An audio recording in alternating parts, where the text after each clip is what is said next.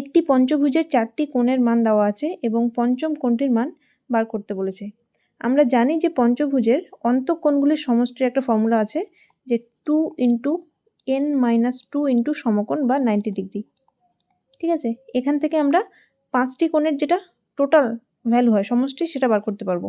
তাহলে এখানে n মানে হচ্ছে 5, যেহেতু পঞ্চভুজ বলেছে, তাহলে এখানে n এর ভ্যালু যদি 5 বসিয়ে দিই, তাহলে 2 × 5 - 2 × 90 ডিগ্রি ইকুয়ালস টু, এটা 3, 3 × 6, 6 × 9 = 54, 540 ডিগ্রি হবে 5টি কোণের সমষ্টি। ঠিক আছে, তার মধ্যে 4টি কোণ এখানে দেওয়া আছে, তাহলে পঞ্চম কোণটি কী করে বার করব?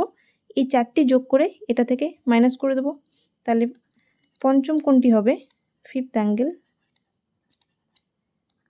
540 ডিগ্রি মাইনাস যে 4টি কোণ দেওয়া আছে তার সমষ্টি 97 degree plus 146 degree plus 138 degree.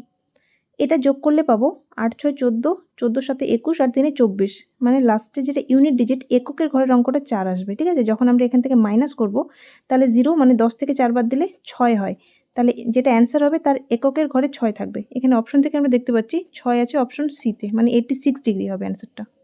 ঠিক আছে।